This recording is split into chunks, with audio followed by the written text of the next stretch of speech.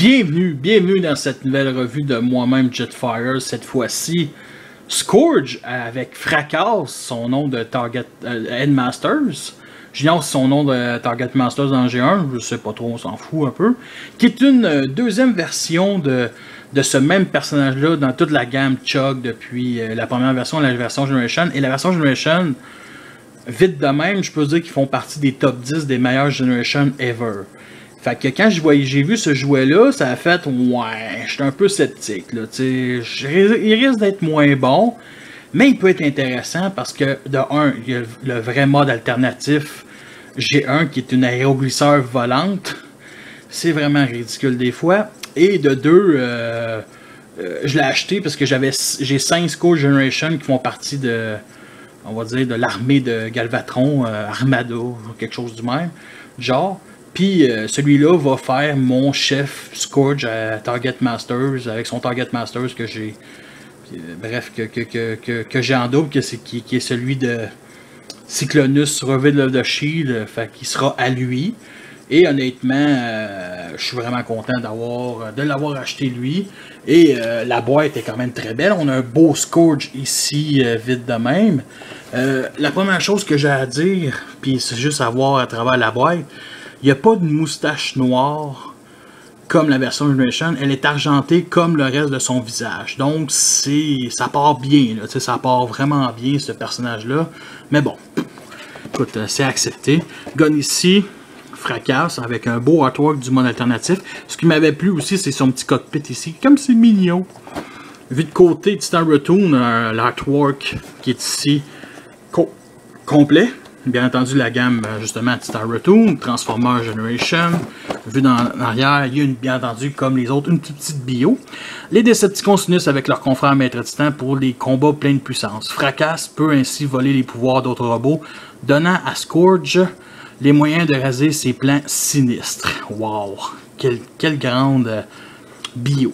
Bien entendu, ici, on voit que le jouet, la tête, elle se combine avec les Deluxe, Voyager, Leader Class, les autres gammes, le Titan Masters, les Deluxe, les Voyager et les Leader Class.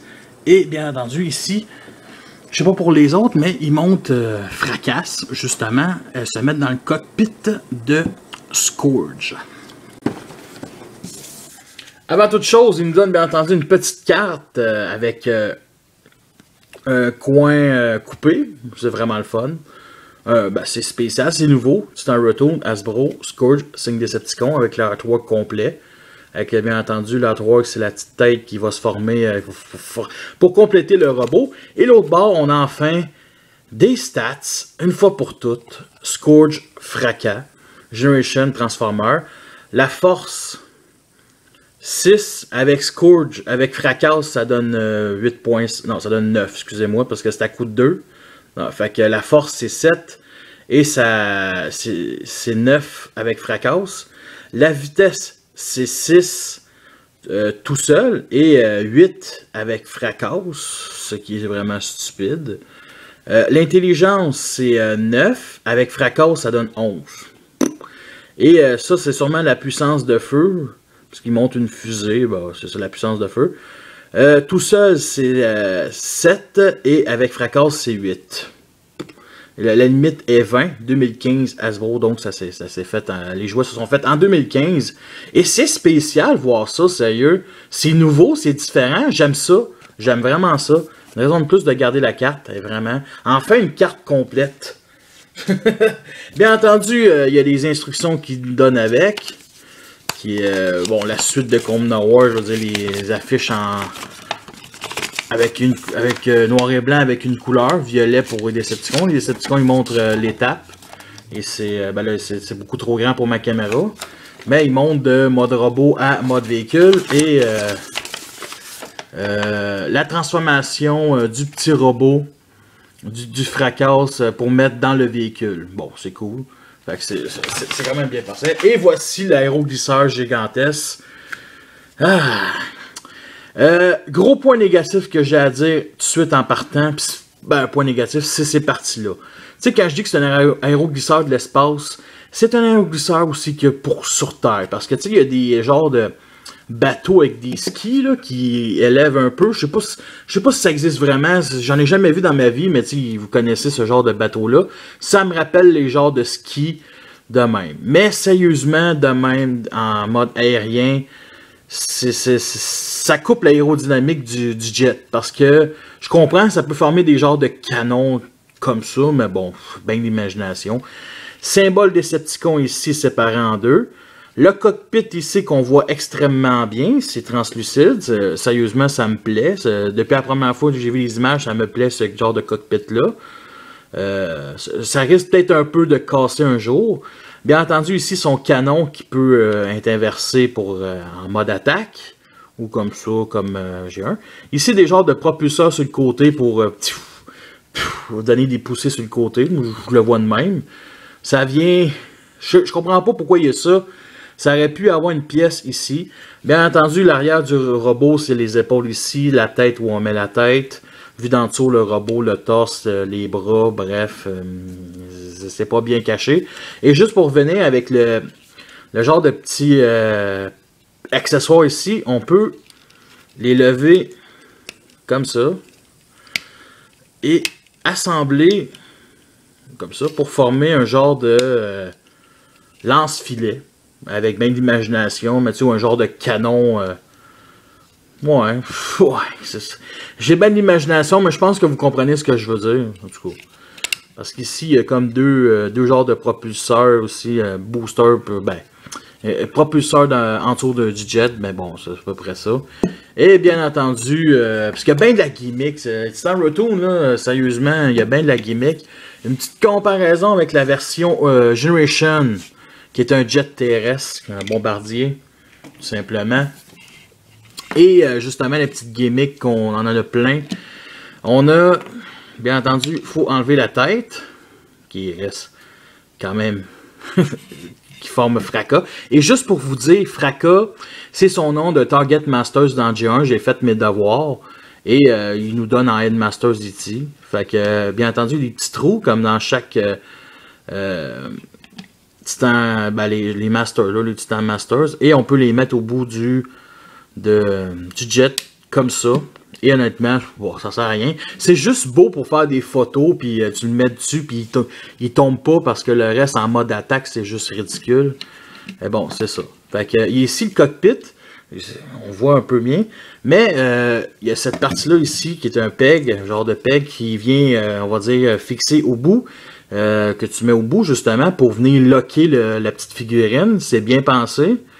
Et ça ressemble à ça. Fait qu'on va descendre le cockpit. Et là, il y a plein de combinaisons que tu peux faire. Bien entendu, ça c'est le genre de fusil que tu peux mettre. Fracas, tu le mets ici comme ça. Il faut lever un peu la tête.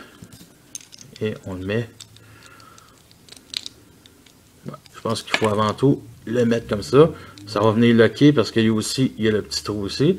Et on peut le mettre soit ici ou ici. Comme ça.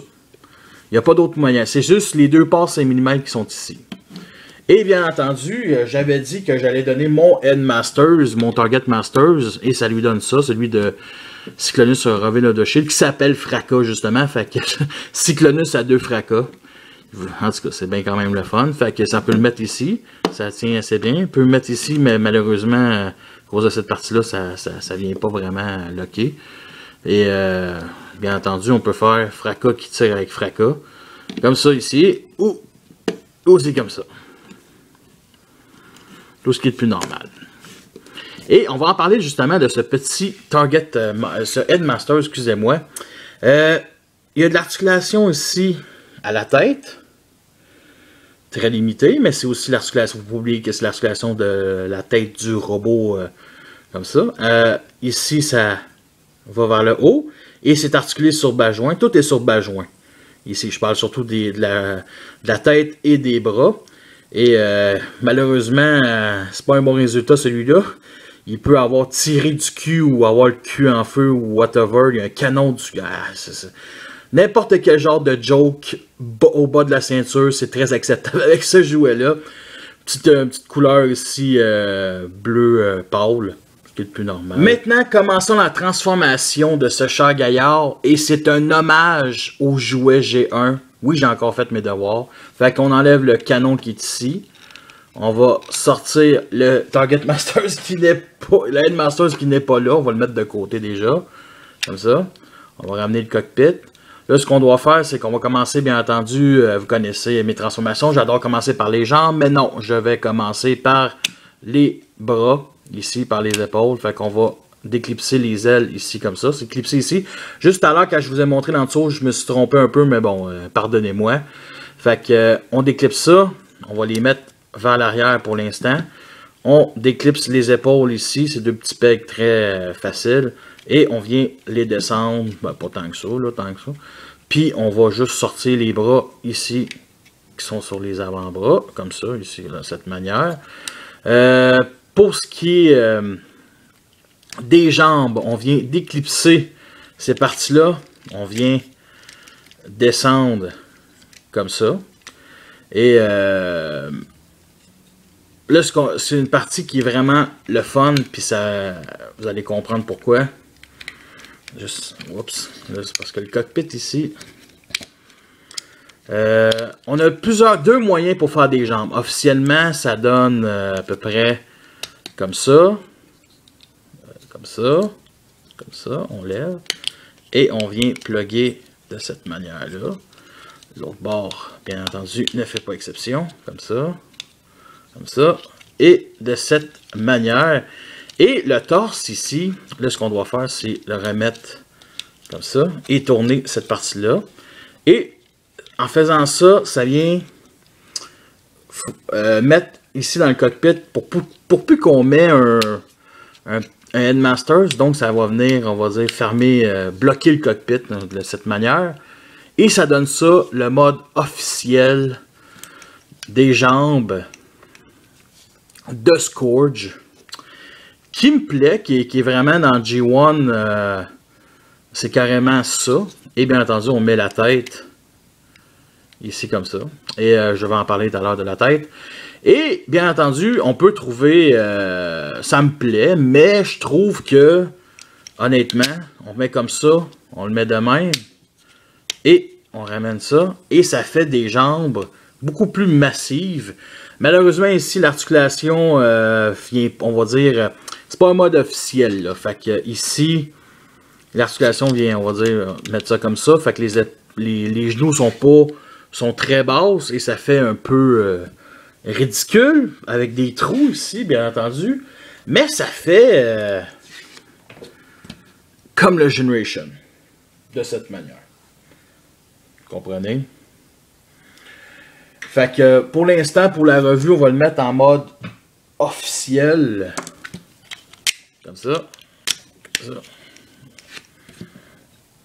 Et le reste, ça fait tout seul. Le fusil, bien entendu. On a le choix de former deux fusils ou un gros fusil. Comme ça. Et comme j'ai dit tout à l'heure, oups, maudit poignet. C'est mon chef Scourge, donc c'est lui que le Target Masters, comme c'est vendu dans la saison 4, on va dire, et comme dans G1, la série, son fusil devient un robot. En tout cas, il faut écouter la série pour ça. Donc, il y a deux gros guns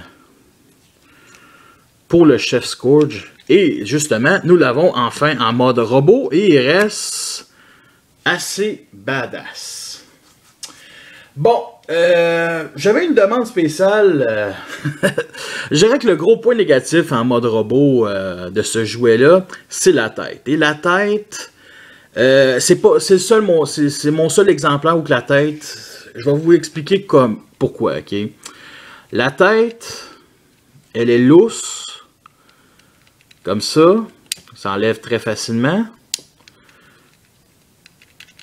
Et elle devient ce jouet-là est un Bobblehead. J'ai un transformeur Bobblehead.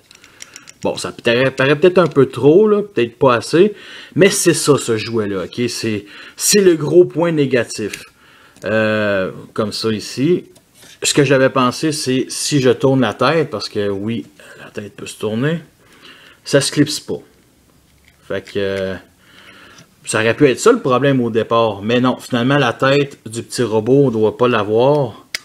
Et ça donne ça. Honnêtement, c'est l'énorme point négatif. Et c'est à peu près ça. Par contre, la tête, elle reste très très belle, malgré sa moustache argentée. Il est vraiment vintage. Sa moustache est vraiment vintage. Mais bon. Juste encore une petite comparaison avec la version Generation où elle a vraiment une belle barbichette noire, gris foncé. Elle est beaucoup plus belle cette tête-là que celle-là. Mais celle-là, on voit qu'il est...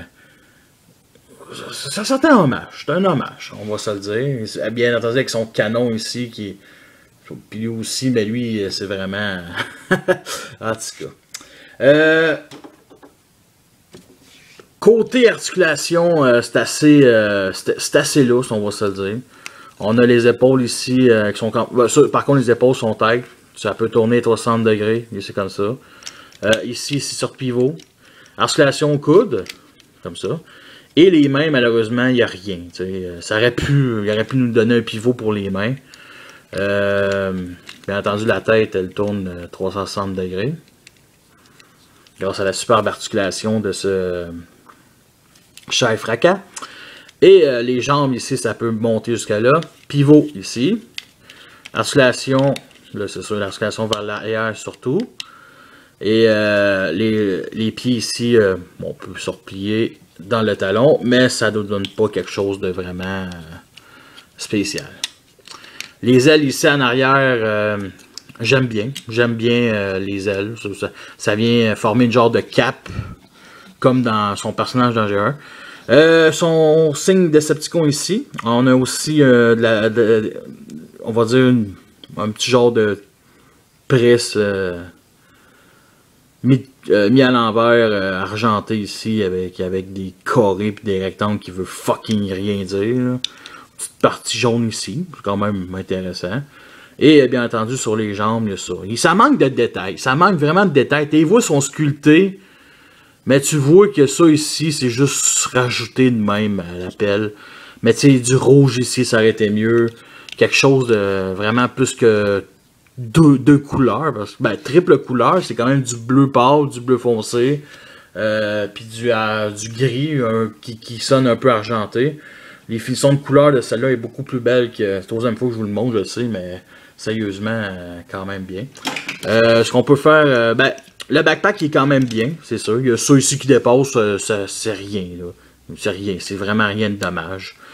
Ce qu'on peut faire, une passe d'attaque, position d'attaque assez bien. Bon.